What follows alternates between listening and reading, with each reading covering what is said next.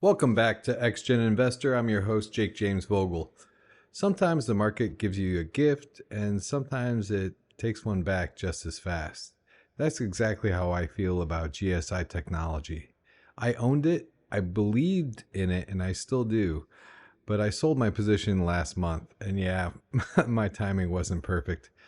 Not long after I stepped aside, the stock exploded today, fueled by Cornell University validating what GSI had been claiming for months, that their Gemini 1 APU can rival an NVIDIA A6000 GPU on AI tasks, while consuming over 98% less power. So think about that. They already are working on the Gemini 2, which is even better than the Gemini 1. They've come out with their findings, and finally they got some validation from Cornell. Cornell benchmarked the APU against real workloads, 10 to 200 gigabytes of data, and confirmed the throughput matches a top-tier GPU while using a fraction of the energy. The secret? GSI's compute in memory architecture. Instead of shuttling data back and forth between memory and processor, the chip does computation where the data lives. Less movement, less energy, faster results. And that's a huge advantage for edge AI, robotics, aerospace, defense, anywhere energy and bandwidth are constrained. And the market reacted immediately. Trading in GSI stock was halted as prices surged on heavy volumes. Investors finally got that independent stamp of approval, and the enthusiasm exploded. But here's the reality. Nothing in the company itself changed overnight. The technology didn't magically improve. Revenues didn't jump. The financial profile is the same. This is validation, yes, but the company is still early, still working to turn promise into profit. The recent quarters show steady but modest growth. Revenues around $6 million, gross margins improving into the high 50s, and losses narrowing. That's progress, but it's not profitability yet. GSI is still a small cap company executing a big vision. And that's why I stepped aside.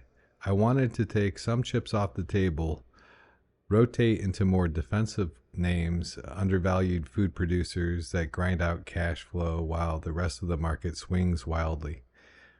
Here's the part the market sometimes forgets.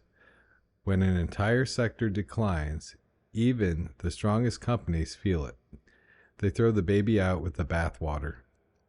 Think back to the dot-com crash. Amazon had real growth, vision, and execution.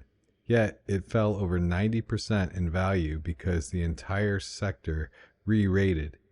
Not because it failed, but because the market punished the whole tech universe. That's exactly the risk I see here.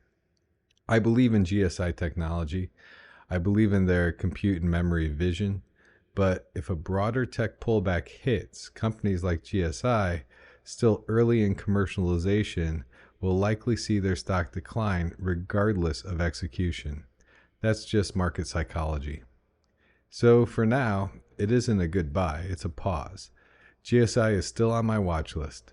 The Cornell validation gives it credibility, not just academically, but commercially. It proves the APU works, that energy efficiency claims hold up, and that the company has something rare. But I want to see real traction. I want real revenue growth, major contracts, and evidence that their Gemini 2 and Plato chips are moving from concept to commercial deployment.